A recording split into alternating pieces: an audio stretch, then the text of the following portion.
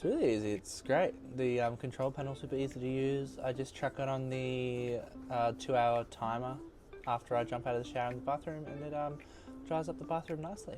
I use the time controls a lot, and I set the humidity to 40, which is nice.